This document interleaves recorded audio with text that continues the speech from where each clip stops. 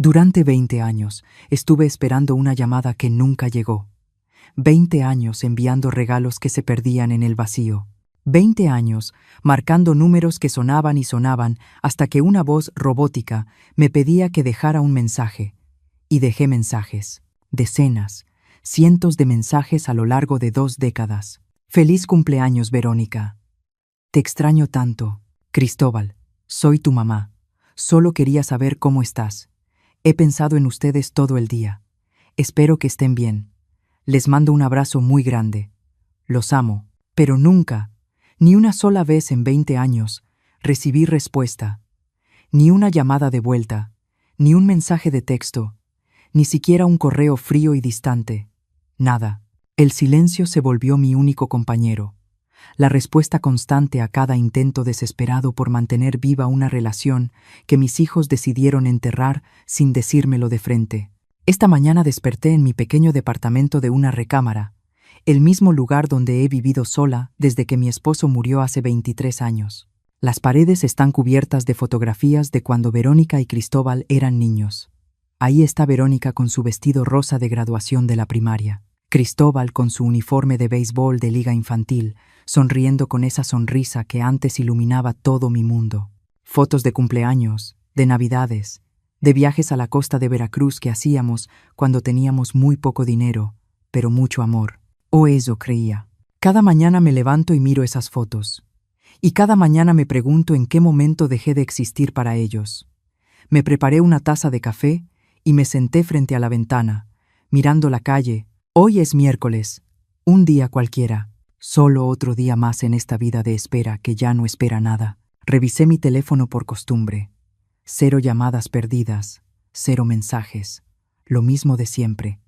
Abrí mi galería de fotos y miré las imágenes de los regalos que he enviado a lo largo de estos años. Siempre les tomo una foto antes de mandarlos, como si necesitara una prueba de que lo intenté, de que no me rendí, de que seguí siendo su madre aunque ellos dejaron de ser mis hijos. El año pasado le envié a Verónica un chal de cachemir que me costó 5,000 pesos. Nunca supe si lo recibió. Hace 6 meses, le mandé a Cristóbal una pluma Montblanc para su oficina. 6,000 pesos que pagué con mi pequeña pensión. Nunca mencionó haberla recibido. Cada cumpleaños, cada Navidad, cada fecha importante, envié algo. Y cada vez, el silencio regresó con la certeza de que, para ellos, yo ya no existía. Me vestí con un pantalón negro y una blusa blanca sencilla. A mis 69 años, ya no me importa impresionar a nadie, pero sigo cuidando mi dignidad. Salí a caminar al parque cerca de mi edificio, algo que hago todas las mañanas para no volverme loca dentro de estas 4 paredes. Vi a otras mujeres de mi edad paseando con sus nietos, riendo, tomándose fotos, compartiendo helados. Yo nunca conocí a mis nietos. Sé que Verónica tiene 2, un niño y una niña. Me enteré por Facebook hace 4 años, cuando todavía revisaba sus perfiles antes de que me bloquearan. Cristóbal tiene una hija. También lo supe por las redes sociales, por las migajas de información que logré juntar antes de que esa puerta se cerrara por completo para mí. 3 nietos que no saben mi nombre, que no saben que existo, que crecieron pensando que su abuela simplemente no está. Regresé a casa cerca del mediodía y encontré un sobre en mi buzón. Era una invitación elegante, impresa en cartulina, color marfil gruesa con letras doradas. La abrí con las manos temblorosas. Era de Verónica, una invitación formal a su fiesta de cumpleaños número 45 este sábado en su casa. De 6 de la tarde a 10 de la noche. Código de vestimenta formal. Sentí que algo se movía en mi pecho. Algo que había estado dormido durante tanto tiempo que casi había olvidado que existía. Esperanza. Después de 20 años de silencio, mi hija me estaba invitando a su fiesta. Me senté en el sofá y leí la invitación una y otra vez, buscando algún mensaje personal, alguna nota escrita a mano. No había nada, solo la invitación formal, impresa, impersonal, pero era algo, era más de lo que había tenido en 2 décadas. Pasé los siguientes 3 días preparándome para esa fiesta, como si fuera el evento más importante de mi vida. Fui a una tienda departamental y compré un vestido color vino que me hacía ver elegante, pero no extravagante. No quería llamar demasiado la atención, solo quería verme presentable, parecer una madre de la que pudieran sentirse orgullosos. Gasté 4,000 pesos en el vestido, casi una cuarta parte de mi pensión mensual, pero no me importó. También compré un regalo, un juego de cubiertos de plata ley grabados con las iniciales de Verónica y su esposo, 12,000 pesos. Todo el dinero que había ahorrado durante meses para emergencias. Pero esta era una emergencia de otro tipo. Era mi oportunidad de volver a existir para mis hijos, de recordarles que yo seguía aquí, que siempre había estado aquí, esperando. Llegó el sábado y me arreglé con cuidado. Me puse un maquillaje ligero. Me coloqué el collar de perlas que mi madre me regaló hace más de 40 años. Me puse los zapatos negros de tacón bajo que reservo para ocasiones especiales. Me miré al espejo y vi a una mujer mayor. Sí, con arrugas alrededor de los ojos y el cabello canoso. Ya no me molesto en teñirlo, pero también vi a una mujer que aún tenía dignidad, que seguía erguida a pesar de todo. Tomé un taxi porque ya no manejo. Mi vista ya no es la de antes. Durante el trayecto, practiqué en mi mente lo que les diría. Hola, Verónica. Feliz cumpleaños, hija. Cristóbal. Qué gusto verte. Los he extrañado tanto. Frases simples. Frases que una madre debería poder decir sin ensayarlas, pero necesitaba prepararme porque ya no sabía cómo hablar con mis propios hijos. El taxi me dejó frente a una enorme mansión en una de las zonas residenciales más exclusivas de la ciudad. Me quedé un momento en la banqueta, mirando la casa iluminada, escuchando el murmullo de voces y música que salía del interior. Verónica había prosperado. Eso era evidente. Su esposo, Roberto, era un empresario exitoso y ella se había convertido en una mujer de sociedad. Lo sabía porque, a veces, cuando la soledad se volvía insoportable, buscaba su nombre en Internet y leía artículos sobre las galas benéficas a las que asistía, sobre su membresía en clubes exclusivos, sobre su vida perfecta que no me incluía. Respiré hondo y caminé hacia la puerta principal. Antes de que pudiera tocar el timbre, la puerta se abrió y una empleada doméstica me saludó. «Pase, por favor», me dijo, señalando hacia la parte trasera de la casa. «La fiesta es en el jardín». Caminé por un largo pasillo decorado con arte moderno y muebles que probablemente costaban más que todo lo que yo poseía. Llegué al jardín y me quedé paralizada. Había por lo menos 50 personas. Mesas elegantes con manteles blancos y centros de mesa florales frescos. Meseros uniformados circulaban con charolas de champaña y bocadillos. Una barra completa con un cantinero profesional. Música de jazz en vivo. Era una fiesta perfecta de revista. Costosa, espectacular, y yo, con mi vestido de 4,000 pesos y mi regalo que me había costado todos mis ahorros, me sentí como una impostora que había entrado al lugar equivocado. Busqué a Verónica entre la gente y la encontré riendo con un grupo de mujeres, todas vestidas con ropa de diseñador, todas con ese brillo de dinero y éxito que yo nunca tuve. Me acerqué despacio, sintiendo que cada paso requería más valor del que tenía. Verónica me vio, y su risa se detuvo en seco. Por un segundo, solo un segundo, vi algo en sus ojos que no supe descifrar. Entonces, ella sonrió. Esa sonrisa social perfecta que seguramente enseñan en los clubes exclusivos. «Mamá, dijiste que vendrías», dijo, besando el aire cerca de mi mejilla. Las mujeres a su alrededor me miraron con curiosidad. «Esta es mi madre», Eliana anunció Verónica con un tono que sonaba más a disculpa que a presentación. Las mujeres asintieron con cortesía, pero ninguna hizo el intento de iniciar una conversación conmigo. Verónica se disculpó diciendo que tenía que saludar a otros invitados y me dejó ahí, de pie, sola en medio de una multitud de desconocidos que claramente pertenecían a un mundo del que yo nunca formaría parte. Busqué un lugar para sentarme y encontré una mesa vacía en una esquina del jardín, lejos del centro de la celebración. Desde ahí podía observarlo todo sin estorbar a nadie, que era exactamente lo que parecía esperarse de mí. Vi a Cristóbal entrar al jardín desde la casa. Mi hijo, de 42 años, un abogado corporativo exitoso, vestido con un traje que probablemente costaba más de 40,000 pesos. Entró riendo con un grupo de hombres a su alrededor, como si fuera alguien verdaderamente importante. Lo observé moverse entre los invitados con esa seguridad que solo dan el dinero y el éxito.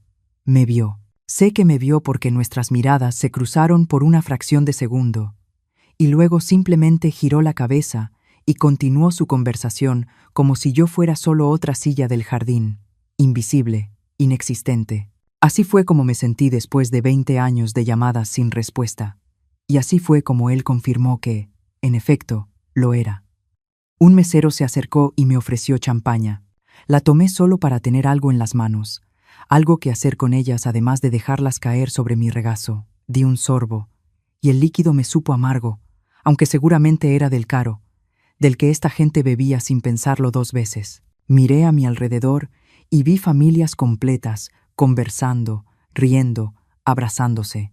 Vi a una mujer mayor, probablemente de mi edad, rodeada de lo que parecían ser sus hijos y nietos, todos atentos a cada palabra que decía. Sentí un dolor tan intenso en el pecho que tuve que cerrar los ojos por un momento. Eso era lo que yo había soñado. Eso era lo que pensé que tendría cuando crié a mis hijos, cuando sacrifiqué todo por ellos, cuando trabajé en 2 empleos para que pudieran ir a buenas escuelas, cuando pasé noches enteras cuidándolos cuando estaban enfermos. Los recuerdos comenzaron a inundarme sin que pudiera detenerlos. Verónica tenía 8 años cuando tuvo neumonía. Pasamos 3 noches en el hospital y no me moví de su lado ni un solo segundo. Le cantaba para que se durmiera, le leía cuentos, le prometía que todo iba a estar bien. Cuando por fin salimos del hospital, me abrazó y me dijo que yo era la mejor mamá del mundo. ¿Dónde estaba ahora esa niña? ¿Dónde estaba mi hija que me abrazaba y me necesitaba? Cristóbal tenía 19 años cuando su padre murió. Fue un infarto repentino, sin aviso, sin tiempo para despedidas. Mi esposo se fue y nos dejó solos. Yo, con 2 hijos que criar y deudas que pagar. Cristóbal lloró durante semanas. Cada noche entraba a mi habitación y se acostaba a mi lado porque tenía miedo de que yo también me fuera. Yo lo abrazaba y le prometía que nunca lo abandonaría, que siempre estaría ahí para él. ¡Qué ironía! Yo cumplí mi promesa. Fueron ellos quienes me abandonaron a mí. El distanciamiento no ocurrió de la noche a la mañana.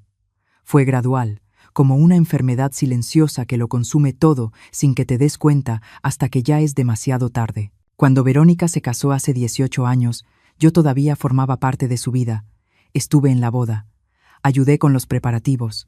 Lloré cuando la vi caminar hacia el altar. Pero después de la boda, las llamadas comenzaron a espaciarse. Una vez por semana se convirtió en una vez cada 2 semanas. Luego una vez al mes. Y después, nada. Cuando le preguntaba si todo estaba bien, siempre tenía una excusa. Estoy muy ocupada, mamá. Ya sabes cómo es estar recién casada. Roberto y yo viajamos mucho por su trabajo.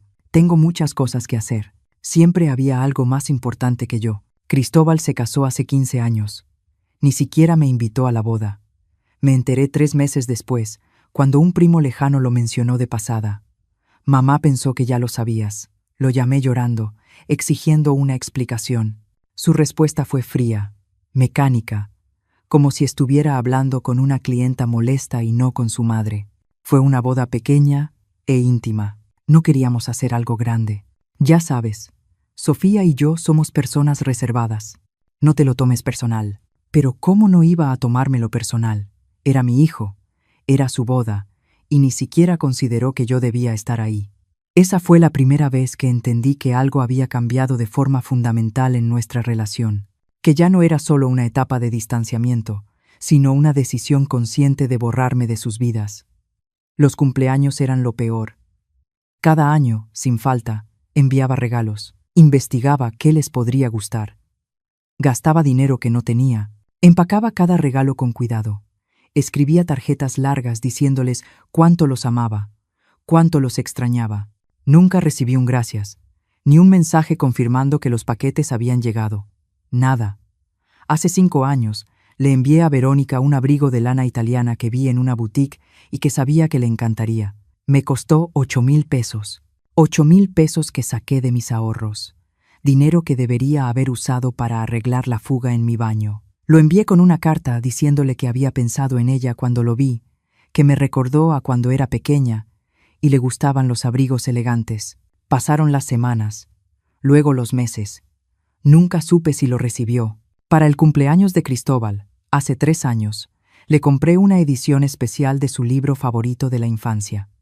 Era una edición de colección con ilustraciones originales, encuadernada en piel. Me costó 7,000 pesos, y tuve que buscar en 3 librerías diferentes. Recordé cuánto le gustaba ese libro cuando tenía 10 años, cómo me pedía que se lo leyera una y otra vez antes de dormir. Pensé que tal vez ese regalo le recordaría quién era yo, quién había sido para él. Lo envié con una nota que simplemente decía: ¿te acuerdas de cuánto te gustaba este libro? Te quiero mucho, hijo. Mamá. Nunca supe si llegó a sus manos o si terminó en la basura sin siquiera abrirse. El silencio fue mi única respuesta, como siempre. Las Navidades eran especialmente dolorosas. Pasaba las fiestas completamente sola en mi departamento, viendo películas navideñas en la televisión y tratando de no pensar que Verónica y Cristóbal estaban celebrando con sus propias familias sin siquiera enviarme un mensaje. Hace 4 Navidades, me atreví a presentarme en la casa de Verónica sin avisar. Toqué el timbre, y ella misma abrió la puerta. La sorpresa en su rostro se transformó rápidamente en una molestia apenas disimulada. «Mamá, ¿qué haces aquí?», me preguntó sin invitarme a pasar. Detrás de ella, podía ver un enorme árbol de Navidad, decoraciones elegantes. Escuché risas de niños. Mis nietos estaban ahí, a solo unos pasos de mí, y yo ni siquiera sabía sus nombres. Solo quería saludar, le dije, darles un regalo. Le extendí una bolsa con juguetes que había comprado para los niños. Verónica tomó la bolsa sin mirar dentro.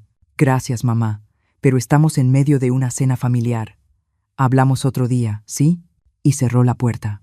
Me quedé parada en su porche no sé cuánto tiempo, mirando esa puerta cerrada, escuchando las risas que venían del interior. Cena familiar.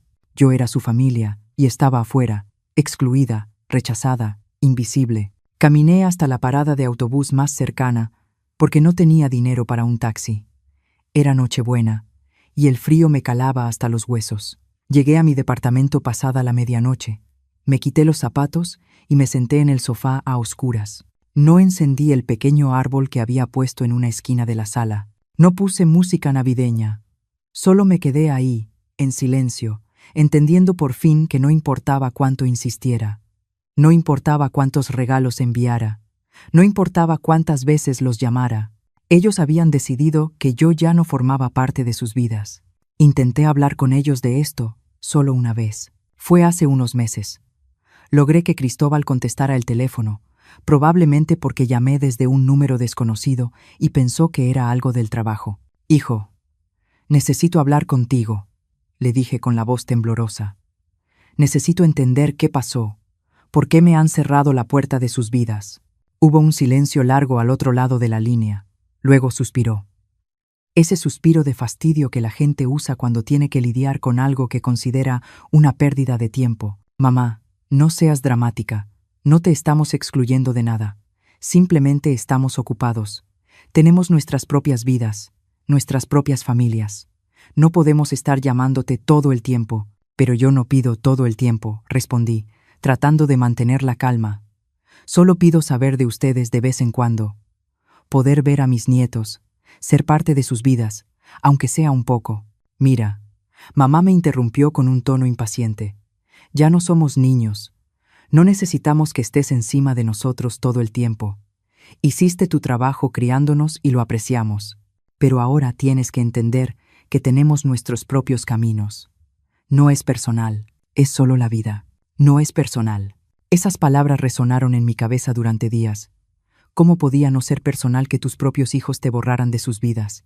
¿Cómo podía no ser personal que te ignoraran deliberadamente durante años? ¿Cómo podía no ser personal que te trataran como una obligación molesta y no como la mujer que les dio la vida y sacrificó todo por ellos? Esa conversación terminó cuando Cristóbal me dijo que tenía que colgar porque iba a entrar a una junta. No volvimos a hablar después de eso.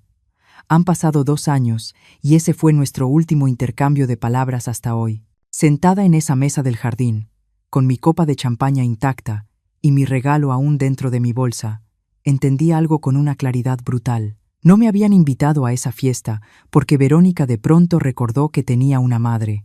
No me habían invitado por amor ni por un deseo genuino de verme. Había algo más detrás de esa invitación, algo que todavía no podía ver, pero que podía sentir en el aire, en la frialdad de las miradas, en la atmósfera cargada de falsedad. Observé a mis dos hijos moverse entre los invitados, anfitriones perfectos, sonrientes, exitosos, rodeados de personas que los admiraban, y comprendí que para ellos yo no era más que un recordatorio incómodo de un pasado que preferían olvidar.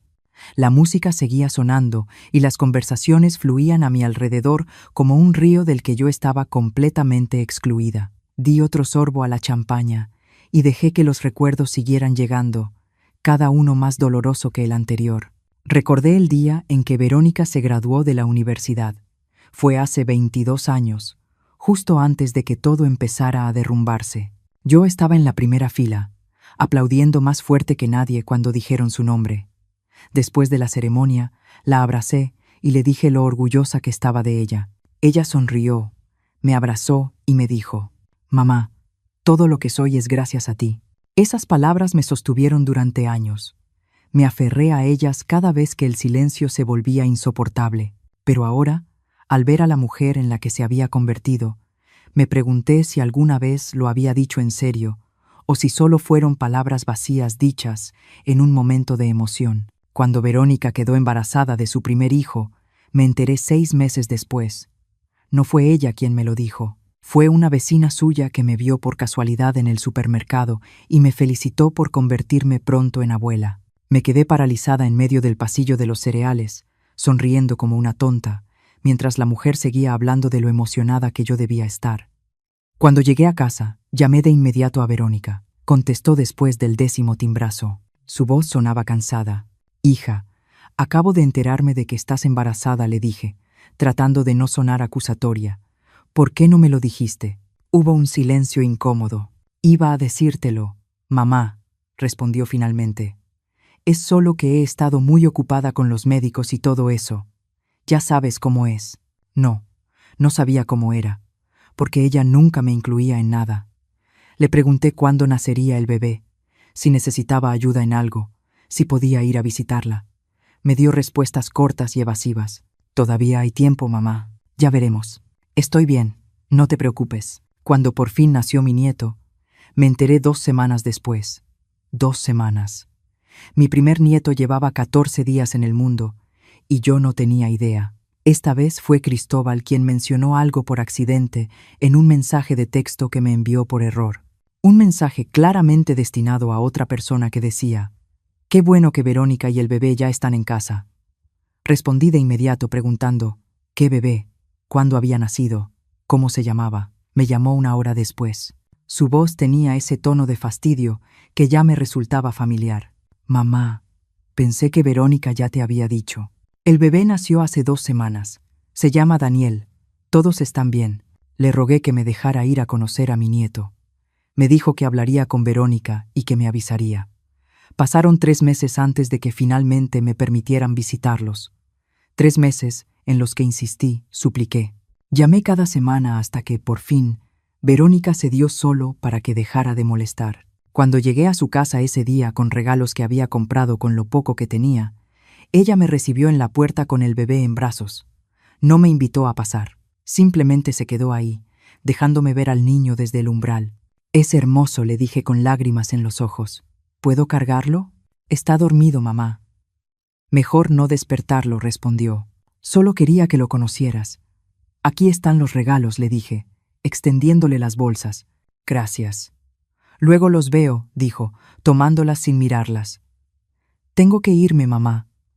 El bebé necesita comer pronto». Y eso fue todo. Mi primer encuentro con mi nieto duró menos de 5 minutos, de pie en la puerta de la casa de mi hija, como si yo fuera una vendedora ambulante. Lloré todo el camino de regreso a casa. Lloré por ese niño que nunca llegaría a conocerme de verdad, que crecería sin saber quién era su abuela, que probablemente ni siquiera sabría mi nombre. Cuando nació su segundo hijo 2 años después, ni siquiera me molesté en esperar a que me lo dijeran. Revisé su Facebook de forma obsesiva hasta que vi las fotos del nacimiento. Una niña, mi nieta. Envié flores al hospital, pero nunca supe si las recibió. Mandé regalos a su casa, ropa de bebé cara que me tomó meses ahorrar. Nunca recibí confirmación de que hubieran llegado. Era como enviar mensajes al vacío, gritos en el silencio que nunca obtenían respuesta. Con Cristóbal fue igual o peor. Su esposa, Sofía, quedó embarazada y me enteré por una publicación en redes sociales que alguien compartió. Ni siquiera se molestaron en darme la noticia directamente. Llamé a Cristóbal pero no contestó. Le envié mensajes de felicitación. Nada. Intenté contactar a Sofía directamente, pero me había bloqueado en todas las plataformas. Era como si yo fuera un virus del que necesitaban protegerse, una amenaza que debía mantenerse lejos. Cuando nació mi nieta por parte de Cristóbal, nadie me dijo nada. Me enteré 3 meses después, cuando un primo publicó una foto familiar en la que aparecía el bebé. 3 meses, mi familia celebrando a un nuevo miembro. Y yo ni siquiera sabía que existía. Intenté visitarlos. Fui a su casa sin avisar, igual que había hecho con Verónica. Toqué el timbre varias veces, pero nadie abrió, aunque yo sabía que estaban dentro porque vi movimiento detrás de las cortinas.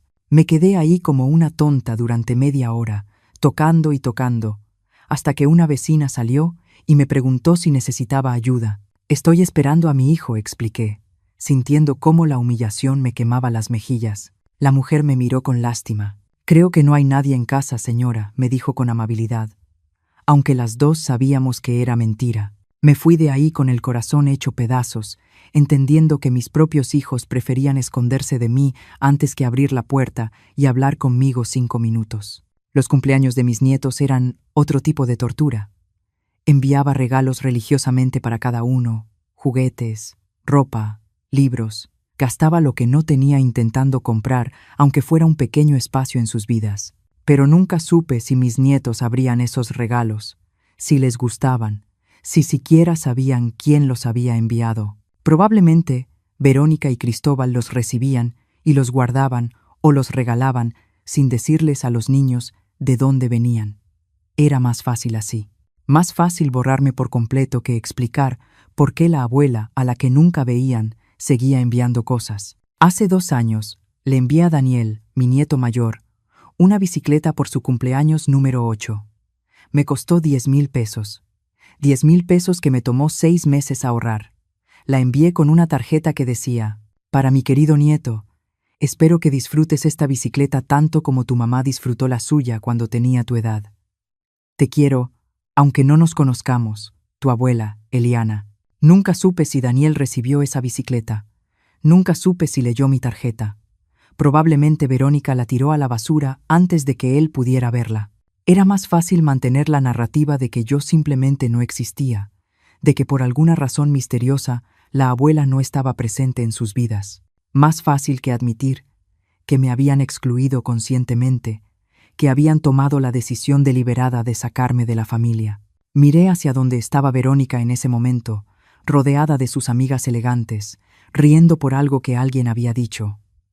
Me pregunté si alguna vez pensaba en mí, si alguna vez, en medio de sus días perfectos y ocupados, se detenía un segundo para recordar a la mujer que la había criado, que había trabajado en 2 empleos para darle todo lo que necesitaba, que había sacrificado cada día de su vida por ella. Recordé las noches en las que trabajaba como cajera en un supermercado y luego limpiando oficinas para poder pagar la escuela privada donde Verónica quería estudiar. Recordé cómo se me ponían las manos rojas e hinchadas de tanto restregar pisos. Pero seguía adelante porque quería que mi hija tuviera oportunidades que yo nunca tuve. Recordé cuando Cristóbal necesitó clases particulares de matemáticas porque estaba teniendo problemas en la escuela. Esas clases costaban 2,000 pesos la hora. Agregué un tercer trabajo, vendiendo cosméticos de puerta en puerta, los fines de semana, solo para poder pagar ese tutor. Me dolían los pies. Había noches en las que no podía dormir, pero lo hacía porque era mi hijo, porque quería que tuviera éxito, que llegara lejos, y llegaron lejos. Los dos llegaron lejos. Verónica con su mansión, su esposo rico y sus fiestas elegantes. Cristóbal con su despacho de abogados, su traje de 40,000 pesos y su vida perfecta. Llegaron tan lejos que me dejaron atrás como si yo fuera un animal atropellado en la carretera. Algo que ya había cumplido su función y que ahora no era necesario. Los observé a los dos moverse entre sus invitados y sentí algo nuevo, además del dolor. Sentí rabia. una rabia fría y clara que comenzaba a despertarse después de 20 años dormida, bajo capas de tristeza y negación. Había pasado 2 décadas suplicando su atención, rogando por migajas de amor, enviando regalos como si pudiera comprar un lugar en sus corazones. Y todo ese tiempo me habían estado ignorando de forma deliberada, consciente, cruel. Un mesero pasó y dejó una charola de canapés en mi mesa. Los miré sin apetito. Comida cara servida en platos elegantes para personas que probablemente ni siquiera la apreciarían porque estaban acostumbradas a ese nivel de lujo. Pensé en mi refrigerador casi vacío en casa, en cómo tenía que calcular cada compra del supermercado para que mi pensión alcanzara todo el mes. Pensé en los 10,000 pesos que gasté en esa bicicleta, que probablemente terminó regalada, o en un sótano juntando polvo. Pensé en todo el dinero que envié en regalos a lo largo de 20 años, dinero que debería haber usado para mí, para hacer mi vida un poco más cómoda, para no preocuparme tanto cada vez que llegaba un recibo de luz o de agua. La rabia seguía creciendo. No era una rabia explosiva, no era el tipo de rabia que te hace gritar o romper cosas. Era una rabia fría, calculadora, la rabia de alguien que por fin está viendo la verdad con total claridad. Mis hijos no me habían olvidado por accidente. No estaban demasiado ocupados sin darse cuenta. Habían elegido activamente borrarme de sus vidas. Habían elegido no contestar mis llamadas. Habían elegido no responder mis mensajes. Habían elegido mantener a sus hijos lejos de mí. Habían elegido cerrarme la puerta en la cara, literal y figurativamente. Y yo, como una tonta, había seguido insistiendo, suplicando, enviando señales de humo, con la esperanza de que algún día recordaran que existía. Pero hoy, sentada en esa fiesta donde claramente no pertenecía, donde ni siquiera sabía por qué me habían invitado después de tanto tiempo, algo cambió dentro de mí. Algo se rompió de manera definitiva, pero no de la forma dolorosa de antes. Se rompió de una forma liberadora. Me di cuenta de que ya no quería seguir suplicando, ya no quería seguir siendo invisible para las 2 personas que se suponía que debían amarme más que nadie en el mundo.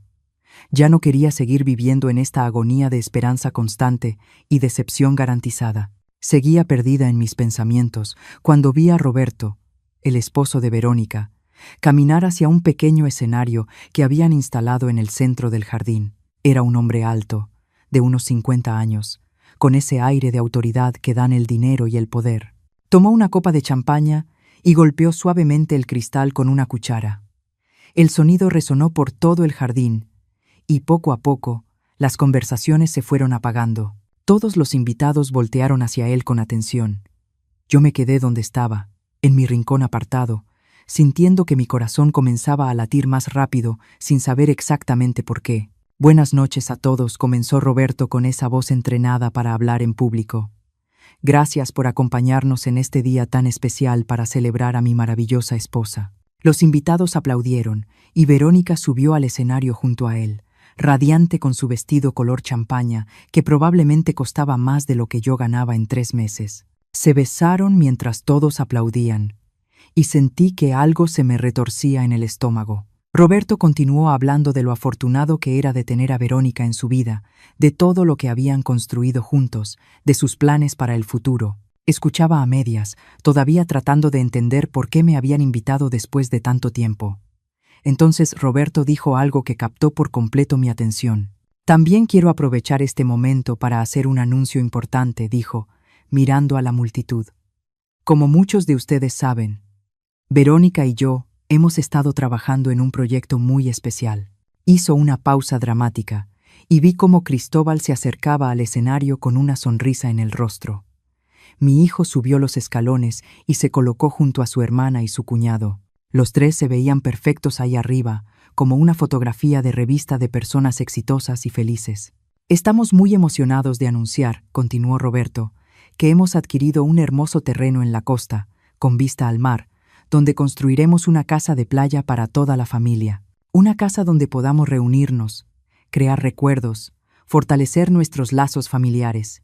Los invitados aplaudieron con entusiasmo. Yo me quedé paralizada en mi silla. Familia.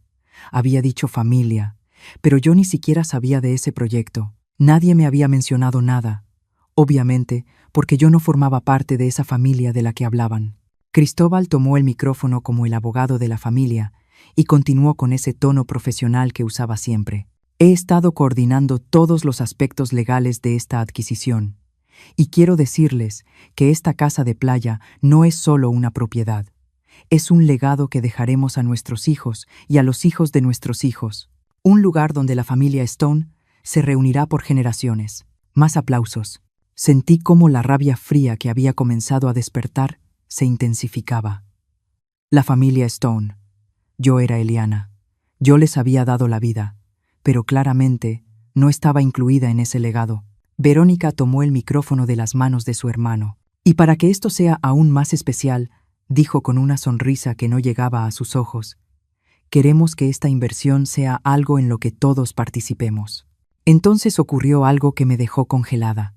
Verónica me buscó con la mirada entre todos los invitados. Cuando nuestras miradas se encontraron, su sonrisa se ensanchó, pero había algo en ella que me puso la piel de gallina. Mamá dijo, señalándome, ¿por qué no subes aquí con nosotros? Todos los invitados voltearon a verme, 50 pares de ojos observándome mientras yo seguía sentada, sin saber qué hacer. Ándale, mamá, insistió Verónica. No seas tímida. Mis piernas apenas respondían, pero logré ponerme de pie. Caminé hacia el escenario sintiendo cada mirada clavada en mi espalda. Subí los escalones con cuidado, mis zapatos de tacón bajo resonando contra la madera. Cuando llegué arriba, Verónica pasó un brazo por mis hombros en un gesto que podría parecer cariñoso para cualquiera que no conociera nuestra historia. Miren, dijo, dirigiéndose a los invitados. Aquí está mi madre, Eliana. Después de tantos años, por fin está aquí con nosotros. Había algo en la forma en que dijo esas palabras que sonaba falso, ensayado. Roberto continuó hablando. Como estaba diciendo, queremos que esta casa sea una inversión familiar, y para eso necesitamos que todos los miembros de la familia aporten su parte. Mi corazón empezó a latir aún más rápido. ¿A dónde iba todo esto? Cristóbal me miró directamente. Mamá, sé que papá te dejó la casa donde vivías con él, la casa que vendiste hace 5 años. Sentí como si el suelo se moviera bajo mis pies. ¿Cómo sabía eso? Yo había vendido esa casa 5 años atrás, cuando el mantenimiento se volvió demasiado caro y necesitaba algo más pequeño y manejable. Con ese dinero había comprado mi departamento actual y me había quedado con un pequeño ahorro. Hemos estado pensando, continuó Verónica, apretándome el hombro con más fuerza de la necesaria, que sería maravilloso que pudieras contribuir con ese dinero que tienes ahorrado para esta inversión familiar. Así también tendrías una parte de la casa de playa. Podrías visitarnos ahí, pasar tiempo con tus nietos. Todo se conectó en mi mente como un rompecabezas macabro. Por eso me habían invitado. Por eso, después de 20 años de silencio absoluto, de pronto recibí una invitación elegante a esta fiesta. No era porque me extrañaran. No era porque finalmente se hubieran dado cuenta de que tenían una madre. Era porque necesitaban mi dinero. Necesitaban los ahorros que había acumulado con la venta de la única propiedad que había tenido, la casa que mi esposo y yo compramos juntos, donde criamos a nuestros hijos, donde construimos una vida. ¿Cuánto dinero tienes de esa venta, mamá?, preguntó Cristóbal, como si estuviera en una junta de negocios y no hablando con su madre frente a 50 desconocidos. No pude hablar. Las palabras se me quedaron atoradas en la garganta. Roberto intervino con una sonrisa que fingía ser amable. Mira, Eliana, sé que esto puede tomarte por sorpresa, pero piénsalo. Sería una forma de asegurar tu lugar en la familia, una inversión en el futuro de tus nietos, y por supuesto, podrías usar la casa cuando quisieras. También sería tu casa. Mentiras. Todo eran mentiras. Lo veía en sus ojos, en la forma en que evitaban mirarme directamente, en cómo Verónica soltó mi hombro y ahora mantenía distancia física aunque estuviéramos en el mismo escenario. Nosotros vamos a poner la mayor parte, añadió Verónica, pero pensamos que querrías ser parte de esto. Después de todo, es tu familia. Tu familia. Esas palabras sonaron huecas saliendo de la boca de alguien que no me había llamado en 20 años. De alguien que me cerró la puerta en la cara cuando fui a conocer a mi nieto. De alguien que bloqueó mis números, ignoró mis mensajes, devolvió mis cartas. Cristóbal sacó una carpeta que ya tenía preparada. Ya tengo todos los documentos listos, dijo con eficiencia profesional. Solo necesitamos que firmes aquí y que hagas la transferencia. Estamos hablando de 4 millones de pesos, ¿verdad, mamá? Más o menos lo que te quedó de la venta de la casa después de comprar tu departamento. Seguía sin poder hablar. 4 millones de pesos. Era exactamente la cantidad que me había quedado. ¿Cómo lo sabían? ¿Cómo habían investigado mis finanzas sin que yo lo supiera? La respuesta era obvia. Cristóbal era abogado. Tenía contactos. Había formas de averiguarlo. Habían planeado todo esto con meticulosidad. La invitación después de 20 años, la fiesta elegante, el anuncio público, todo diseñado para presionarme, para hacerme sentir que por fin tendría un lugar en la familia si simplemente entregaba mi dinero. Vamos, mamá, dijo Verónica con una impaciencia apenas disimulada. No es tan complicado. Es una buena inversión. El valor del terreno va a subir. Y además, por fin podrás convivir con tus nietos en un ambiente familiar. ¿No es eso lo que siempre has querido? Sí, era lo que siempre había querido, pero no así. No comprado con los ahorros de toda mi vida. No como parte de un plan calculado donde yo era solo un cajero automático al que finalmente decidieron acceder después de ignorarme durante 2 décadas. Todos los invitados nos observaban expectantes. Algunos sonreían, probablemente pensando que estaban presenciando un momento familiar conmovedor. Otros se veían incómodos, como si pudieran sentir la verdadera tensión detrás de esa farsa. Miré a mis 2 hijos, Verónica, con su vestido caro y su vida perfecta. Cristóbal, con su traje de diseñador y su actitud profesional. Yo los había criado sola, después de que su padre murió. Los alimenté, los vestí, los eduqué. Trabajé hasta que me sangraban las manos y los pies ya no me sostenían.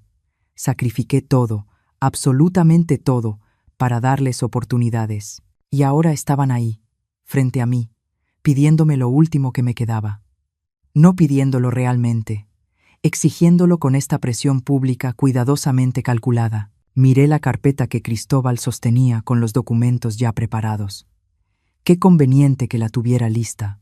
Qué conveniente que supiera exactamente cuánto dinero tenía. Qué conveniente que hubieran elegido hacer esto frente a todos estos testigos, apostando a que yo sería demasiado educada, demasiado avergonzada, demasiado desesperada por su aprobación como para decir que no. Durante 20 años supliqué su atención, rogué por una llamada, por una visita, por cualquier señal de que aún les importaba. Y en 20 años nunca me dieron nada, ni su tiempo, ni su amor, ni siquiera un mensaje ocasional. Pero ahora que necesitaban algo de mí, ahora sí apareció la familia. Ahora sí hubo invitaciones, sonrisas y palabras sobre crear recuerdos juntos. Entonces, mamá, preguntó Roberto, rompiendo el silencio que ya se había alargado demasiado. ¿Qué dices? ¿Quieres ser parte de este proyecto familiar? Todas las miradas estaban sobre mí. Verónica, Cristóbal, Roberto y los 50 invitados, esperando mi respuesta. En ese momento, algo dentro de mí que llevaba años agrietándose, finalmente se rompió por completo.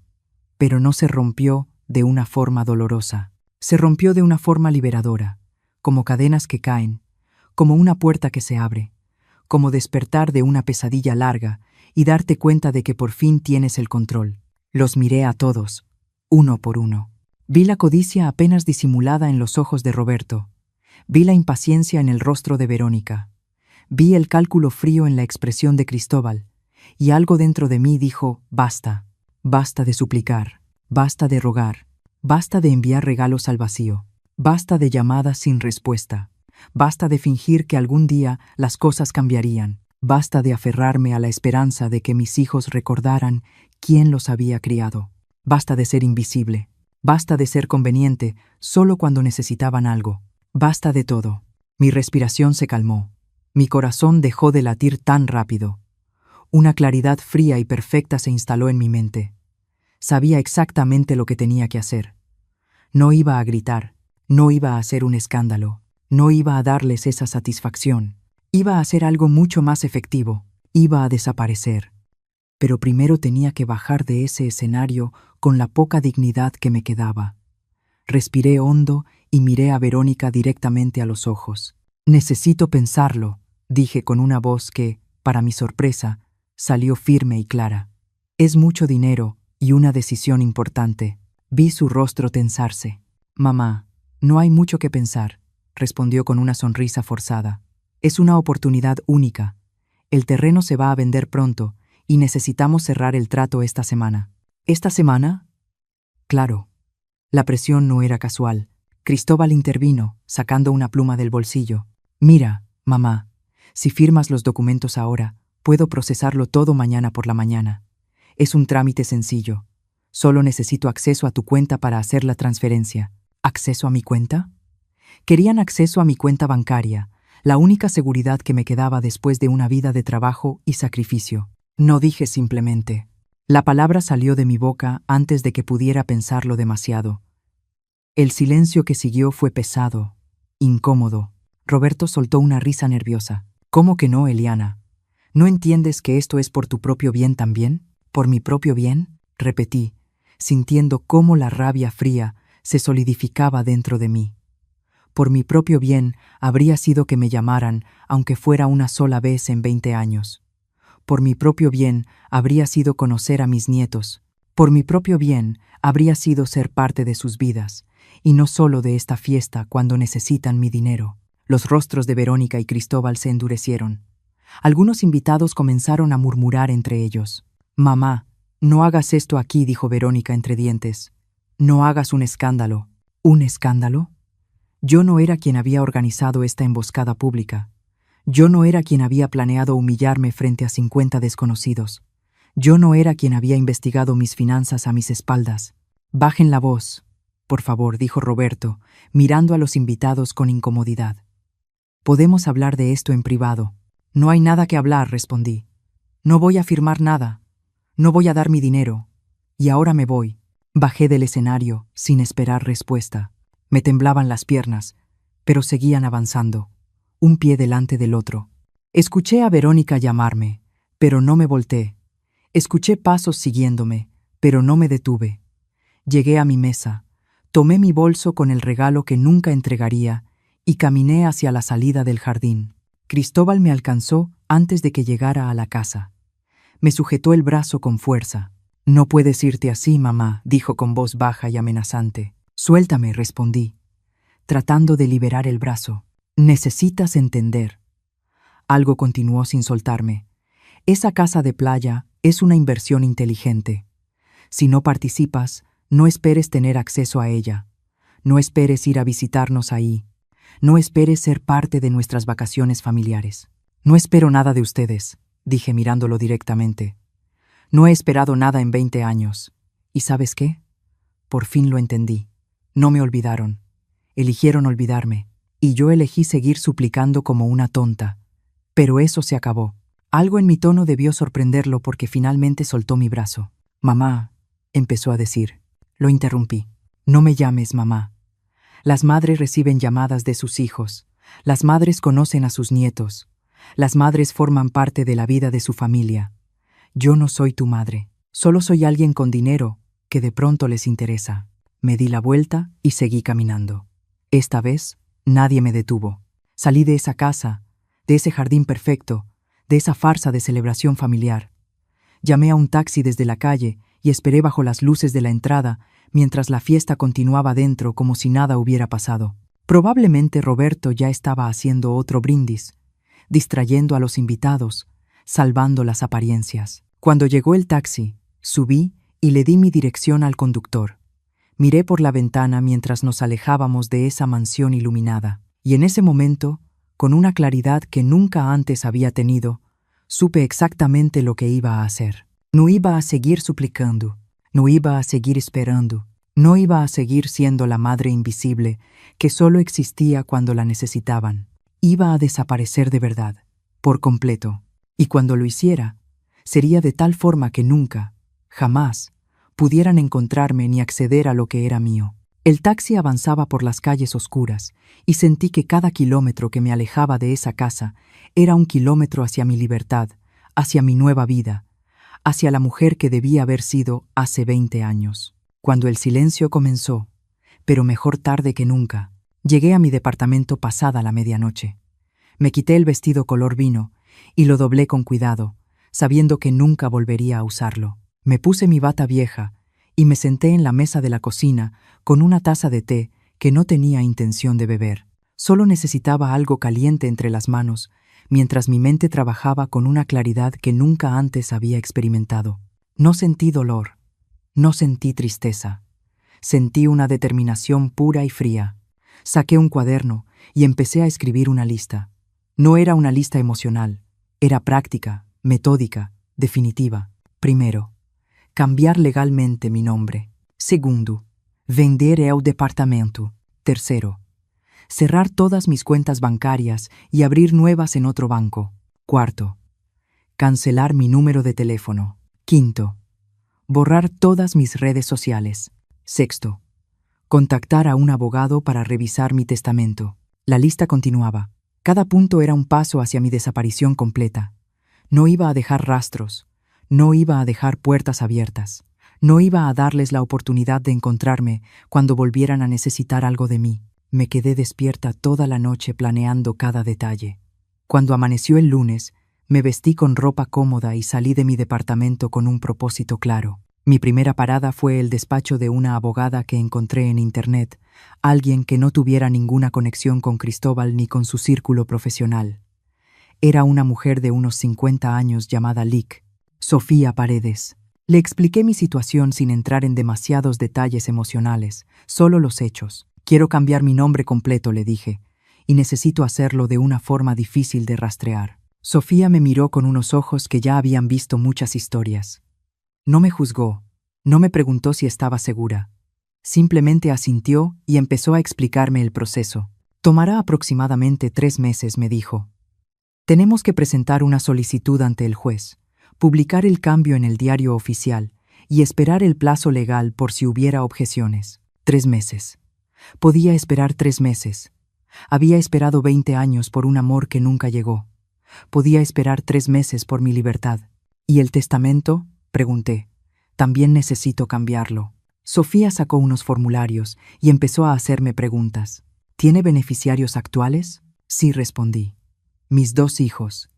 Pero quiero eliminarlos por completo. Quiero que todo lo que tengo vaya a una organización benéfica cuando muera. Ella anotó todo sin hacer comentarios. También necesito revisar cualquier documento donde puedan aparecer como contactos de emergencia, apoderados o beneficiarios de seguros. Quiero quitarlos de todo. Sofía levantó la vista. Eso es muy definitivo, señora Eliana. ¿Está completamente segura? La miré directamente a los ojos. No he existido para ellos durante 20 años. Es hora de que ellos dejen de existir para mí también, solo que esta vez será legal y permanente. Asintió y continuó tomando notas. Vamos a revisar todo. Cuentas bancarias, seguros, propiedades, documentos médicos. Nos aseguraremos de que no tengan acceso a nada que sea suyo. Le pagué un anticipo de 20,000 pesos y salí con una carpeta llena de documentos que tenía que firmar. Mi siguiente parada fue el banco. Pedí hablar con el gerente y le expliqué que necesitaba cerrar todas mis cuentas y abrir nuevas en un banco completamente diferente. El hombre me miró confundido. ¿Hay algún problema con nuestro servicio, señora? No respondí. Solo necesito hacer cambios en mi vida financiera. Es personal. Me ayudó a cerrar las cuentas. Me entregó cheques de caja con el dinero que tenía en cada una, 4,300,000 pesos en total. Todo lo que me quedaba de la venta de la casa, más los pequeños ahorros que había acumulado durante años. Salí de ahí y fui directamente a otro banco, al otro lado de la ciudad. Abrí nuevas cuentas con mi nombre actual, sabiendo que en 3 meses las cambiaría al nuevo nombre. Deposité todo el dinero y pedí que no hubiera información pública asociada a esas cuentas. Regresé a casa agotada, pero satisfecha con el progreso del primer día. Durante las semanas siguientes, continué ejecutando mi plan con precisión quirúrgica. Contraté una agencia inmobiliaria para vender mi departamento. Les dije que necesitaba vender rápido y que estaba dispuesta a bajar un poco el precio. En 2 semanas, tuve 3 ofertas. Acepté la mejor. Una familia joven que me pagó 3,600,000 pesos. No era todo lo que valía el departamento, pero no me importó. Lo que importaba era la rapidez y cerrar ese capítulo. Mientras tanto, busqué un nuevo lugar para vivir. Algo pequeño, en otra ciudad donde nadie me conociera. Encontré un condominio de una recámara en un pueblo costero, a 4 horas de distancia.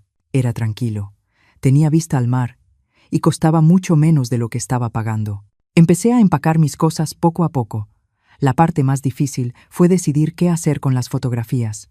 Esas malditas fotografías cubriendo mis paredes, recordándome todos los días lo que había perdido.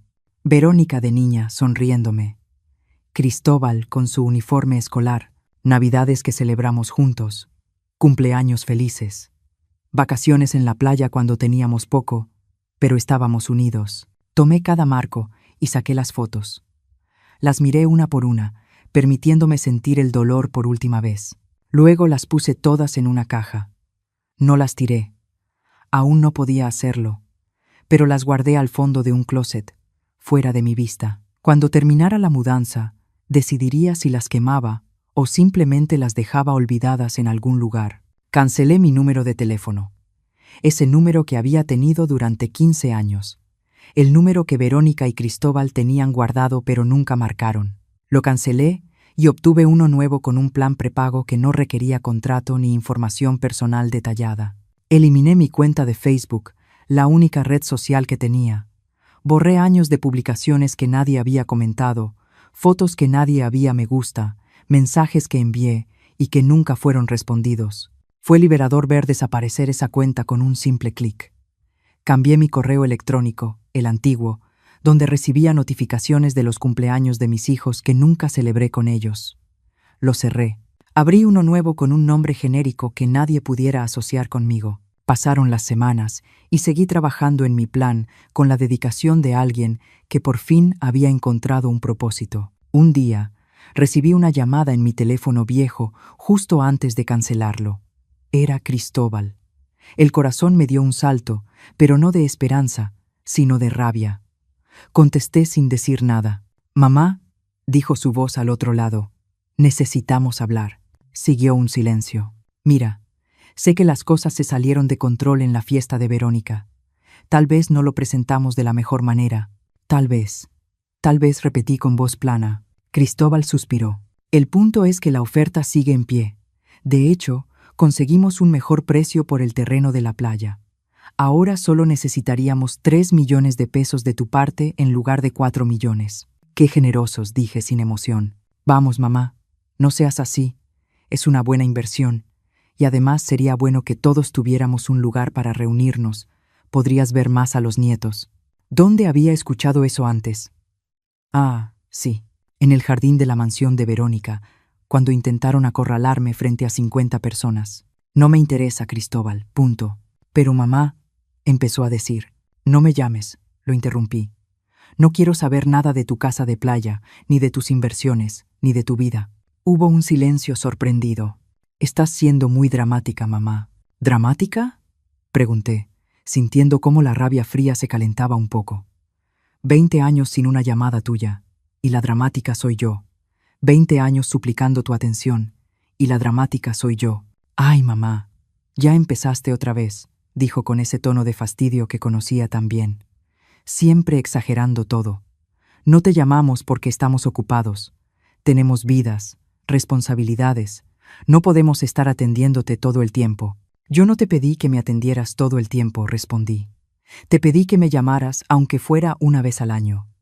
Pedí conocer a mis nietos. Pedí ser parte de sus vidas de alguna manera. Y ustedes decidieron conscientemente que yo no importaba. Y ahora que necesitan dinero, de pronto sí importo». «Eso no es así, y lo sabes», dijo.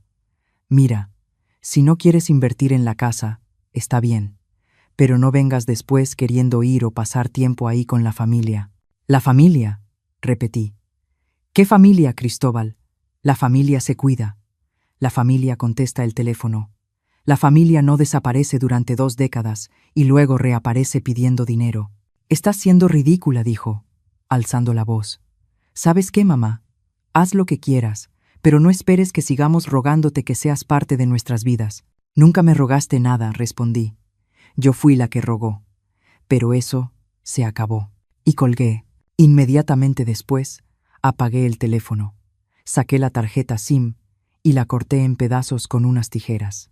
Ese número dejó de existir en ese momento, y con él, la última conexión que Verónica y Cristóbal tenían para encontrarme. 3 meses después, mi transformación estaba completa. El juez había aprobado mi cambio de nombre. Ya no era Eliana Orozco, ahora era Eliana Rosales. Decirlo en voz alta todavía me sonaba extraño, pero ese era el punto. Una vida nueva necesitaba un nombre nuevo para una vida nueva. Todavía sonaba extraño cuando lo decía en voz alta, pero ahora era mi nombre. Mi departamento se había vendido y el trato estaba cerrado. Ya no vivía en la misma ciudad. Me había mudado a ese pueblo costero donde nadie me conocía, donde podía caminar por la playa todas las mañanas sin toparme con nadie de mi pasado. Mi nuevo condominio era pequeño, pero suficiente. Tenía un balcón con vista al mar donde tomaba café cada mañana viendo salir el sol. Era paz, era silencio, era libertad. Había transferido todo mi dinero a las nuevas cuentas con mi nuevo nombre. 7.900.000 pesos en total, entre lo que había ahorrado y lo que obtuve por la venta del departamento. Era más que suficiente para vivir cómodamente el resto de mi vida si era cuidadosa. Lic. Sofía Paredes, mi abogada, había completado todos los cambios legales. Verónica y Cristóbal habían sido eliminados de absolutamente todo. Mi testamento ahora dejaba todo a una fundación que ayudaba a mujeres mayores abandonadas por sus familias. Era irónico y apropiado. Mi seguro de vida tenía al mismo beneficiario. Mis documentos médicos ya no los incluían como contactos de emergencia. En caso de una urgencia, el nombre que aparecía ahora era el de Sofía, quien había aceptado ser mi representante legal para todo. Durante 6 meses no supe nada de Verónica ni de Cristóbal. 6 meses de silencio absoluto que, siendo honesta, no eran muy diferentes de los últimos 20 años, salvo por una cosa. Ahora el silencio era mi elección, no la de ellos. Yo era quien había desaparecido. Yo era quien había cortado los lazos. Y se sentía bien. Se sentía poderoso. Había hecho amistad con algunas personas en mi nuevo vecindario. Betty, una mujer de 72 años que vivía en el departamento de abajo, venía a tomar café conmigo 2 veces por semana. Me hablaba de sus hijos que vivían en otra ciudad, pero que la llamaban todos los domingos sin falta. Yo sonreía y asentía sin contarle mi historia. Para ella, yo era simplemente Eliana, una viuda que había decidido retirarse cerca del mar. Una tarde de octubre, 6 meses después de la fiesta de Verónica, mi nuevo teléfono sonó. Era un número que no reconocía, pero tenía la alada de mi ciudad anterior. Dudé antes de contestar. «¿Bueno?», dije con cautela. «¿La señora Eliana Orozco?», preguntó una voz masculina que no reconocí. «Ya no uso ese nombre», respondí. «¿Quién habla?». «Soy el abogado Lic, Daniel Ríos. Represento a su hijo, Cristóbal Orozco. Necesito localizarla con urgencia». Mi corazón se aceleró, pero mantuve la voz firme. «¿Cómo consiguió este número?». «La hemos estado buscando durante meses, señora. Su número anterior fue cancelado. Su departamento fue vendido. No aparece en ningún registro público. Su hijo está muy preocupado». «Mi hijo no se ha preocupado por mí en 20 años», respondí. «¿Qué quiere?». El abogado se aclaró la garganta con incomodidad. «Se trata de un asunto familiar importante. Necesitamos que regrese para firmar unos documentos». «No voy a firmar nada», dije. «Y no voy a regresar». «Pero, ¿cómo supo de este número?». El abogado dudó. Su antigua abogada, la licenciada Sofía Paredes, nos proporcionó este contacto. Sentí una punzada de traición, pero entendí que Sofía tenía obligaciones legales. Si había una orden judicial o algo similar, probablemente tuvo que dar información. «¿Qué tipo de documentos?», pregunté finalmente. «Eso necesito discutirlo con usted en persona, señora. Es un asunto delicado». No dije con firmeza. «Lo que tenga que decirme, dígamelo ahora por teléfono o no me lo diga». Hubo un silencio largo. «Muy bien», dijo, finalmente. «Es sobre su difunto esposo». «¿Qué pasa con él?», pregunté confundida. «Mi esposo murió hace 23 años». «Sí, señora. Pero recientemente se descubrió que tenía una cuenta bancaria que nadie conocía. Una cuenta con fondos considerables. Como su viuda, usted tiene derecho a ese dinero, pero necesitamos su firma para procesar la herencia». «¿Cuánto dinero?», pregunté directamente. El abogado volvió a dudar. Aproximadamente 3 millones de pesos, con los intereses acumulados. 3 millones de pesos. Exactamente la cantidad que querían que yo pusiera para la casa de playa. Qué conveniente que de pronto apareciera esa cuenta perdida. Escuche, señor Ríos, dije con voz calmada. Voy a ser muy clara. No tengo ningún interés en ese dinero. Si forma parte de la herencia de mi esposo, y mis hijos también son herederos, pueden quedárselo todo. No me interesa. Pero, señora, empezó a protestar. Y otra cosa, lo interrumpí. No vuelva a buscarme. No vuelva a llamarme. No envíe abogados ni investigadores otra vez. Yo elegí desaparecer de sus vidas, igual que ustedes me hicieron desaparecer durante 20 años. La diferencia es que lo mío es permanente. Señora Rosales, por favor, ya no soy Eliana Orozco, dije. Ese nombre ya no existe legalmente, y la persona que fui tampoco existe. Adiós, señor Ríos. Colgué y bloqueé el número de inmediato. Mi corazón latía rápido, pero no por miedo ni tristeza. Era pura adrenalina. Habían intentado encontrarme. Habían contratado abogados. Habían inventado una historia sobre una cuenta bancaria perdida, todo para localizarme. Todo porque finalmente se habían dado cuenta de que ya no podían acceder a mí ni a mi dinero. Me serví un vaso de agua y salí al balcón. El sol se estaba poniendo sobre el océano, pintando el cielo de tonos naranjas y rosas. Respiré el aire salado y me permití sentir la victoria. Habían pasado 6 meses buscándome, 6 meses intentando rastrearme, y yo simplemente había desaparecido. Pero sabía que esto no había terminado. Conocía a mis hijos. Conocía su insistencia cuando querían algo. No se rendirían tan fácilmente. Una semana después, recibí una carta certificada. Venía de un juzgado. La abrí con las manos temblorosas. Era una citación. Cristóbal me estaba demandando por abandono de responsabilidades familiares. Leí el documento con incredulidad. Alegaba que yo, como madre, tenía la obligación moral y financiera de apoyar a mi familia, que había hecho promesas verbales de contribuir a inversiones familiares, que mi desaparición repentina había causado daño emocional a mis nietos, que apenas me conocían. Era absurdo, era ridículo, pero también era real. Llamé a Sofía de inmediato. Recibí la citación, le dije. ¿De verdad pueden demandarme por esto? Sofía suspiró. Pueden intentarlo, pero no tienen ningún caso. No tienes obligación legal de darles dinero. Las promesas verbales son imposibles de probar, y el abandono de responsabilidades familiares generalmente aplica a padres de menores o dependientes, no al revés. Entonces, ¿por qué lo hacen? Pregunté. Presión, respondió Sofía. Quieren asustarte para que te presentes, para que negocies. Quieren que el proceso legal te desgaste hasta que cedas y les des lo que quieren. ¿Qué debo hacer? Pregunté. Presentarte a la audiencia, respondió. Lamentablemente, no puedes ignorar una citación judicial. Pero yo estaré contigo, añadió Sofía, y vamos a dejar muy claro que ellos no tienen ningún derecho sobre tu dinero ni sobre tu vida. La audiencia fue programada para dentro de un mes en el que tendría que regresar a la ciudad que había dejado atrás, enfrentar a los hijos que me abandonaron y defender mi derecho a desaparecer de sus vidas, tal como ellos desaparecieron de la mía. No tenía miedo, estaba enojada, una rabia fría y justa que me daba fuerza. Pasé ese mes preparándome mentalmente, practiqué lo que iba a decir, organicé todos los documentos que probaban mi historia, los recibos de los regalos que envié durante años, las capturas de pantalla de mensajes sin respuesta, los registros de llamadas que nunca fueron devueltas. Todo. Si querían jugar sucio, les mostraría exactamente cuán sucia había sido su conducta durante 2 décadas. El día de la audiencia, llegué al juzgado con Sofía a mi lado. Vestía un traje gris sencillo y llevaba el cabello recogido. Me veía presentable, pero no intimidada. Cuando entré a la sala, vi a Cristóbal sentado con su abogado. Verónica también estaba ahí, vestida con elegancia como siempre. Roberto estaba sentado detrás de ellos.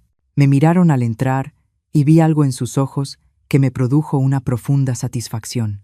Sorpresa. No esperaban que apareciera con tanta seguridad. El juez entró y todos nos pusimos de pie. Era un hombre de unos 60 años, con expresión severa. Se sentó y revisó los documentos frente a él con el ceño fruncido.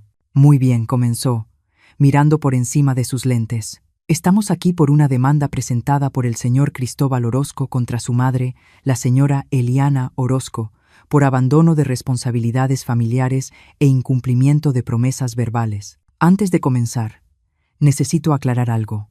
El juez me miró directamente. Señora, tengo documentos aquí que indican que su nombre legal fue cambiado hace 6 meses. Usted ya no es Eliana Orozco, sino Eliana Rosales. ¿Es correcto? Sí, su señoría, respondí con voz clara. Es correcto. Vi a Cristóbal y Verónica intercambiar miradas de confusión y rabia. El juez asintió. Procederemos entonces usando su nombre legal actual. Eliana Rosales, exponga su argumento. El abogado de Cristóbal se levantó. Su señoría, mi cliente y su hermana han sufrido abandono emocional y financiero por parte de su madre. La señora titubeó. La señora Rosales desapareció, sin previo aviso, hace 6 meses, cortando todo contacto con su familia. Esto ha causado un daño emocional considerable, especialmente a los nietos menores que extrañan a su abuela. Tuve que morderme el labio para no soltar una risa amarga. ¿Los nietos que nunca conocí me extrañaban? Además, continuó el abogado, la señora había prometido verbalmente contribuir económicamente a un proyecto familiar, una inversión inmobiliaria que mis clientes habían planeado contando con su participación. Cuando ella desapareció, mis clientes perdieron la oportunidad de cerrar esa inversión, causándoles pérdidas financieras. Sofía se puso de pie. Objeción. Su señoría, no existe ninguna prueba escrita de dichas promesas verbales, y en cuanto al supuesto abandono emocional, tenemos pruebas abundantes de que ocurrió exactamente lo contrario. El juez levantó la mano. Llegaremos a eso. Señor Ríos, ¿tiene alguna prueba tangible de esas promesas verbales? El abogado dudó. Tenemos testimonios de personas presentes en la fiesta de cumpleaños donde se discutió el tema. Testimonios de personas que estuvieron en esa emboscada pública, pensé. El juez parecía escéptico. Continúe. Solicito llamar a la señora Verónica Stone a declarar. Verónica se levantó y caminó hacia el estrado. Se veía perfecta como siempre, cada cabello en su lugar, su ropa cara y elegante. Juró decir la verdad y se sentó. Señora Stone, comenzó su abogado, ¿puede describir la relación que ha tenido con su madre a lo largo de los años? Verónica respiró hondo y adoptó su expresión de víctima. Mi madre siempre ha sido una persona muy difícil, comenzó. Después de que mi padre murió, se volvió demandante, necesitada de atención constante. Intenté mantener contacto, pero era agotador. Cada conversación terminaba con ella, quejándose de que no la visitábamos lo suficiente, de que no la llamábamos lo suficiente. Era una carga emocional muy pesada. Apreté los puños debajo de la mesa, pero mantuve el rostro neutro. ¿Y respecto a la inversión inmobiliaria?, continuó el abogado. Sí, respondió Verónica. Pensamos que sería una oportunidad maravillosa para por fin tener un lugar donde reunirnos como familia. Un sitio donde mi mamá pudiera pasar tiempo con sus nietos. Le explicamos todo en mi fiesta de cumpleaños. Parecía interesada. Dijo que lo pensaría, y luego desapareció sin dar explicaciones. Vendió su casa, cambió su nombre, y se fue sin decirnos a dónde. Nos dejó preocupados, sin saber si estaba viva o muerta, dijo, con los ojos llenos de lágrimas perfectamente calculadas. Mis hijos preguntan por su abuela todo el tiempo. No sé qué decirles. Sofía se levantó para el contrainterrogatorio. Señora Stone, ¿cuándo fue la última vez que llamó a su madre antes de la fiesta de cumpleaños? Verónica parpadeó. No lo recuerdo exactamente. Sofía sacó un documento. Aquí tengo los registros telefónicos de la señora Eliana de los últimos 5 años. No hay ni una sola llamada entrante de su número ni del de su hermano. Ni una en 5 años. Verónica se movió incómoda en su asiento. Bueno, yo estaba muy ocupada. ¿Tan ocupada que no pudo hacer una sola llamada en 5 años? Preguntó Sofía. ¿Y qué hay de los 20 años anteriores? Tenemos testimonios de vecinos, conocidos y familiares lejanos que confirman que usted y su hermano cortaron contacto con su madre durante más de 2 décadas. Eso no es cierto, protestó Verónica. Enviábamos mensajes. Había comunicación. Sofía sacó más papeles. Aquí tengo capturas de pantalla de todos los mensajes que su madre le envió durante años. Cientos de mensajes. Felicitaciones de cumpleaños, mensajes de Navidad, fotos, preguntas sobre cómo estaba. ¿Sabe cuántos de esos mensajes fueron contestados, señora Stone? Ni uno solo. Verónica palideció. Bueno, a veces no veía los mensajes.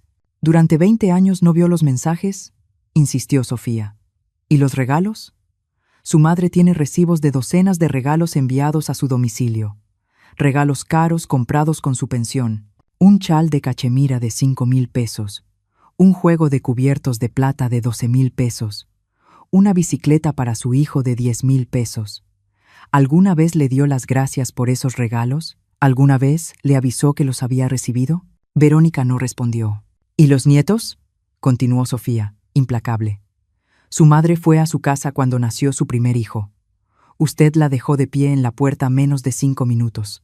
No la dejó pasar. No la dejó cargar al bebé. ¿Así trata a una abuela que supuestamente es tan importante para sus hijos? Eso fue... Verónica buscó palabras. Fue un mal momento. El bebé estaba dormido.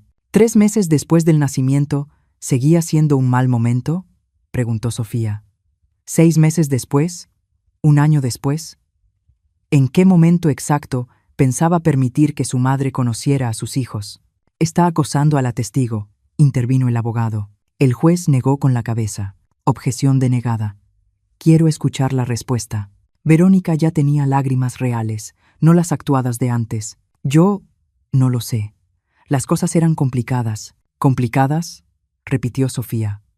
¿O simplemente no le importaba? No le importó durante 20 años, hasta que necesitó el dinero de su madre para su casa de playa. Entonces sí se acordó de que tenía madre. Entonces sí la invitó a una fiesta. No para celebrarla, sino para presionarla públicamente para que les diera 3 millones de pesos. No fue así, protestó Verónica débilmente. Sofía se volvió hacia el juez. Su señoría, este no es un caso de abandono materno. Es un caso de hijos adultos que abandonaron a su madre durante 2 décadas y ahora están molestos porque ella finalmente tomó control de su propia vida y de sus recursos financieros. No tienen ningún derecho legal sobre el dinero de mi clienta. Tampoco tienen derecho moral, considerando cómo la trataron. Verónica bajó del estrado visiblemente afectada. Cristóbal fue llamado a testificar a continuación. Su versión fue similar a la de su hermana. Habló de cómo yo era difícil, exigente, de cómo habían intentado mantener contacto, pero yo siempre quería más. Sofía lo desmanteló igual que a Verónica, con prueba tras prueba de sus años de silencio y negligencia. Finalmente, me llamaron a testificar. Caminé hacia el estrado con la cabeza en alto. Juré decir la verdad, aunque la verdad ya era más que clara en los documentos que Sofía había presentado. Señora Eliana, comenzó Sofía, ¿puede explicar al juez por qué decidió cambiar su nombre y mudarse? Miré directamente al juez. Durante 20 años intenté mantener una relación con mis hijos. Los llamé y no contestaron. Les envié mensajes y no respondieron. Les mandé regalos y nunca supe si los recibieron. Fui a sus casas y me cerraron la puerta en la cara. Mis nietos tienen 10, 7 y 5 años. Nunca los he cargado. Nunca he pasado un cumpleaños con ellos. Apenas sé sus nombres. Mi voz se quebró ligeramente, pero continué. No porque yo no quisiera, sino porque mis hijos me excluyeron conscientemente de sus vidas. Durante 20 años supliqué por su amor, por su atención, por un pequeño espacio en sus vidas perfectas. Y durante 20 años me ignoraron por completo hasta que necesitaron dinero. Entonces sí, me invitaron a una fiesta, no para reconectar, sino para presionarme frente a 50 desconocidos para que les entregara los ahorros de toda mi vida. ¿Y cuándo se dio cuenta de eso?, preguntó Sofía, aunque ya conocía la respuesta. En el momento en que me pidieron que firmara unos documentos que ya tenían preparados, respondí. En el momento en que mi hijo Cristóbal me dijo exactamente cuánto dinero tenía. Información que solo pudo haber obtenido investigándome a mis espaldas. Ahí entendí que para ellos yo nunca fui su madre. Solo era una cuenta bancaria a la que por fin decidieron acceder. Miré directamente a Cristóbal y a Verónica, y decidí que, si para ellos yo no existía, entonces dejaría de existir de verdad, legal, física, completamente. El juez escuchó con atención. Señora Rosales me preguntó directamente, ¿qué es lo que usted quiere de esta situación? Quiero que me dejen en paz, su señoría, respondí. Quiero que respeten mi decisión de vivir mi vida sin ellos, de la misma forma en que ellos vivieron sus vidas sin mí durante 20 años. No les debo nada, no les debo dinero, no les debo explicaciones, no les debo mi presencia. Ellos tomaron su decisión hace 20 años. Yo tomé la mía hace 6 meses, y mi decisión es definitiva. El juez asintió, y nos pidió que saliéramos mientras deliberaba. Esperamos afuera de la sala durante 30 minutos. Se sintieron eternos. Cristóbal y Verónica estaban al otro lado del pasillo, hablando en voz baja con su abogado. No me miraron ni una sola vez. Finalmente, nos llamaron de nuevo. El juez tenía los documentos ordenados frente a él, y su expresión era seria, pero clara. He revisado todas las pruebas presentadas. Comenzó, y debo decir que este es uno de los casos más claros que he visto en mucho tiempo. Se quitó los lentes y miró directamente a Cristóbal y a Verónica. Cristóbal Orozco. Señora Stone, ustedes comparecen ante este tribunal alegando abandono por parte de su madre. Sin embargo, las pruebas demuestran exactamente lo contrario. Durante más de 20 años, su madre intentó mantener contacto con ustedes por todos los medios posibles. Llamadas no contestadas, mensajes ignorados, regalos enviados sin acuse de recibo, visitas rechazadas en la puerta de sus propias casas. Vi a Cristóbal apretar la mandíbula. Verónica bajó la mirada. El juez continuó. No existe ninguna ley que obligue a una madre de hijos adultos e independientes a mantener contacto con ellos si no lo desea.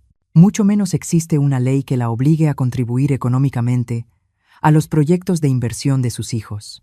Las supuestas promesas verbales que ustedes alegan son imposibles de verificar y, francamente, considerando el contexto presentado, parecen más una fabricación conveniente que una realidad. El abogado de Cristóbal intentó interrumpir, pero el juez levantó la mano. No he terminado.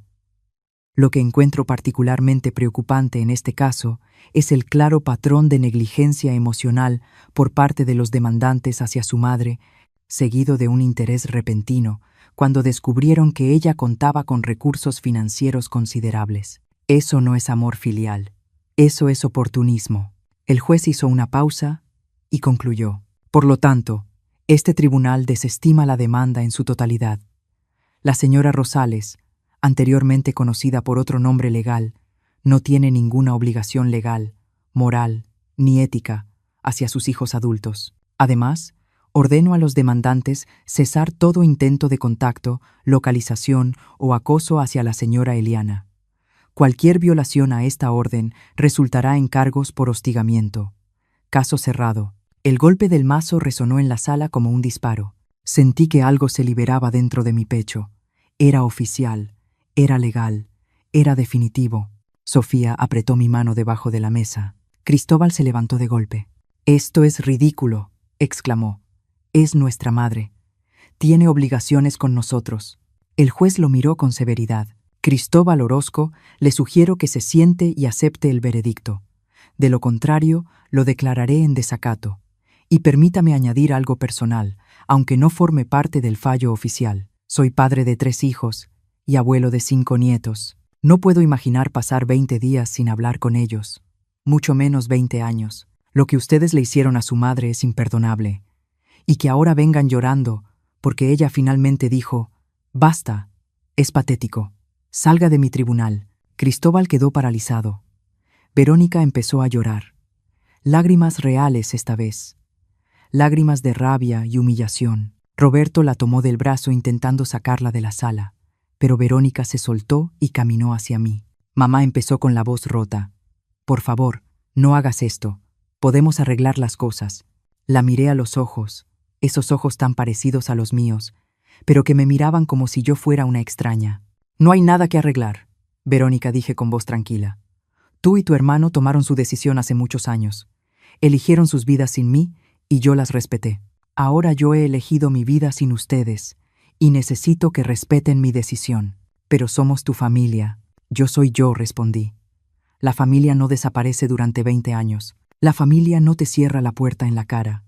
La familia no ignora llamadas y mensajes durante 2 décadas. La familia no aparece solo cuando necesita dinero. Ustedes no fueron mi familia durante 20 años. No voy a fingir que ahora sí lo son, dije. Me di la vuelta para irme, pero Cristóbal me bloqueó el paso. Te vas a arrepentir de esto, dijo, con voz baja y amenazante. Cuando seas vieja y estés enferma y necesites ayuda, no vamos a estar ahí. Lo miré directamente y por primera vez en años sonreí. Una sonrisa triste, pero genuina. Cristóbal, nunca has estado ahí, respondí. Ni cuando yo era más joven y te necesitaba, ni cuando estaba sola y te rogaba por tu compañía. ¿Por qué pensaría que estarías ahí en el futuro? Ya hice arreglos para mi vejez. Tengo un seguro médico excelente. Tengo suficientes ahorros para contratar cuidados si los necesito. Y, lo más importante, tengo mi dignidad intacta. Algo que tú perdiste hace mucho tiempo. Me hice a un lado y pasé junto a él. Sofía me siguió. Salimos del juzgado a la luz del día. El sol brillaba con fuerza y sentí su calor en el rostro como una bendición. ¿Estás bien?, me preguntó Sofía. Estoy perfecta, respondí, y lo decía en serio. Por primera vez en 20 años, estaba perfecta. Esa misma tarde regresé a mi departamento junto al mar. No me quedé ni un solo día más en esa ciudad que ya no era mi hogar. Durante el trayecto en autobús, miré por la ventana pensando en todo lo que había pasado, en la mujer que era 6 meses antes, suplicando migajas de amor, en la mujer que era ahora, libre y en paz. Llegué cuando el sol se estaba poniendo. Subí a mi condominio, dejé mis cosas y salí directamente al balcón. El océano se extendía frente a mí, infinito y hermoso. Me serví una copa de vino, algo que casi nunca hacía, y brindé sola. Por los finales, dije en voz alta, y por los nuevos comienzos. Los días siguientes fueron tranquilos. Retomé mi rutina de caminar por la playa todas las mañanas. Betty vino a tomar café, y por primera vez le conté parte de mi historia. Escuchó sin juzgar, y cuando terminé, solo tomó mi mano y dijo: «Hiciste lo correcto, querida. A veces tenemos que soltar incluso a nuestra propia sangre para poder vivir». Pasaron las semanas, luego los meses. No volví a saber nada de Verónica ni de Cristóbal. Supuse que por fin habían entendido que mi decisión era irreversible. Una tarde, 4 meses después del juicio, recibí un paquete. No tenía remitente, pero el sello postal era de mi antigua ciudad. Lo abrí con curiosidad y cautela. Dentro había una caja pequeña y una carta. Reconocí la letra de inmediato. Era de Verónica. Me temblaron las manos al abrir la carta. «Mamá, sé que probablemente no leerás esto, pero necesito intentarlo. He pasado estos meses pensando mucho en terapia, hablando con mi esposo, reflexionando sobre todo. Y tienes razón en todo. Fui una hija terrible. Te abandoné cuando más me necesitabas. Te ignoré durante años, y cuando por fin te busqué, fue por las razones equivocadas. No espero que me perdones. No espero que quieras verme nunca más. Solo quiero que sepas que lo siento. De verdad lo siento. Siento cada llamada que no contesté. Siento cada cumpleaños que olvidé. Siento cada puerta que te cerré en la cara. Siento haber privado a mis hijos de conocer a su abuela. Siento haber sido tan egoísta, tan ciega, tan cruel». La carta continuaba por 2 páginas más. Hablaba de cómo había empezado a ir a terapia y cómo eso la ayudó a entender que había repetido patrones de su propio miedo al abandono, cerrándose emocionalmente. Hablaba de Cristóbal, que seguía en negación, pero de que ella ya no podía seguir así. Hablaba de sus hijos, de cómo había empezado a contarles sobre mí, sobre la abuela que no conocieron por su culpa. «La caja contiene algo que encontré en el ático», decía la carta. «Algo que guardaste para mí cuando era niña. Pensé que deberías tenerlo de vuelta. No te pido nada, solo que sepas que ahora entiendo quién falló aquí, y no fuiste tú. Con amor y arrepentimiento, Verónica». Abrí la caja con lágrimas en los ojos. Dentro había un collar viejo, de esos que se compran en puestos de recuerdos, pero lo reconocí de inmediato. Era el primer regalo que Verónica me había dado cuando tenía 7 años. Lo había comprado con sus propios ahorros, 5 pesos que reunió durante meses. Me lo dio el Día de las Madres, junto con una tarjeta hecha a mano que decía, para la mejor mamá del mundo. Había guardado ese collar durante años como un tesoro. Debió encontrarlo cuando vaciaron mi antigua casa después de venderla. Sostuve el collar en mis manos y lloré. No eran lágrimas de alegría ni de reconciliación. Eran lágrimas de duelo por lo que pudo haber sido y nunca fue. Por la relación que debimos tener y se perdió. Por los años que jamás recuperaríamos. Guardé la carta y el collar en una caja al fondo del closet. No respondí. No llamé. No busqué a Verónica. Porque, aunque apreciaba su disculpa, aunque reconocía su aparente sinceridad, también sabía que algunas cosas se rompen de formas que no pueden repararse. Y estaba en paz con eso. Había pasado 20 años intentando forzar una relación que mis hijos no querían. No iba a pasar el resto de mi vida haciendo lo mismo, ni siquiera si ahora era uno de ellos quien buscaba reconectar. Mi vida ahora era mía. Mi tiempo era mío. Mi paz era mía. Y no estaba dispuesta a arriesgar nada de eso. Ni siquiera por la posibilidad de recuperar a una hija que había perdido hacía mucho tiempo. 6 meses después de recibir esa carta, en una mañana particularmente hermosa, estaba tomando café en mi balcón cuando Betty subió con un pastel. «Es tu cumpleaños», anunció con una sonrisa. 70 años merecen celebrarse. Había olvidado por completo mi cumpleaños. Ya ni llevaba la cuenta de esas cosas. Pero Betty lo había recordado porque lo mencioné meses atrás en una conversación casual. Cortamos el pastel y lo comimos viendo salir el sol. Ella me contó historias de sus 72 años, de sus arrepentimientos y de sus alegrías, y yo compartí mis propias reflexiones. Llegué a esta edad, sintiéndome por fin libre, le dije. Libre de expectativas que nunca se cumplieron. Libre de una familia que me veía como una carga. Libre de rogar por un amor que no era recíproco. ¿Y sabes qué, Betty? Se siente glorioso. Levantó su taza de café en un brindis. Por la libertad, dijo. Por la dignidad. Por las mujeres que por fin dijeron basta. Brindamos y el sol terminó de elevarse sobre el océano. En ese momento entendí algo fundamental. Yo no había perdido a mis hijos. Mis hijos me habían perdido a mí. Y era su pérdida, no la mía. Porque yo había pasado 70 años aprendiendo a amar sin condiciones, a dar sin esperar nada a cambio, a ser fuerte incluso cuando todo se derrumbaba. Crié sola a 2 hijos. Trabajé hasta el agotamiento. Sacrifiqué absolutamente todo por ellos. Y cuando por fin decidí dejar de sacrificarme, cuando por fin elegí mi propia paz por encima de su comodidad, me convertí en la villana de su historia. Pero no me importó ser la villana si eso significaba por fin ser libre. Hoy, 3 años después de aquella fiesta de cumpleaños que lo cambió todo, sigo viviendo en mi condominio junto al mar. Tengo 72 años. Mi cabello es completamente blanco y ya no me molesto en teñirlo. Tengo arrugas profundas que cuentan la historia de una vida plena, con sus dolores y sus victorias. Camino por la playa todas las mañanas sin falta. He hecho amistades aquí, mujeres de mi edad que entienden lo que significa reinventarse en la última etapa de la vida. Vamos juntas a clases de yoga. Organizamos cenas. Celebramos nuestros cumpleaños. Somos la familia que elegimos, no la que nos tocó. A veces pienso en Verónica y en Cristóbal. Me pregunto cómo estarán. Si siguen adelante con sus vidas perfectas. Si compraron su casa de playa con el dinero de alguien más.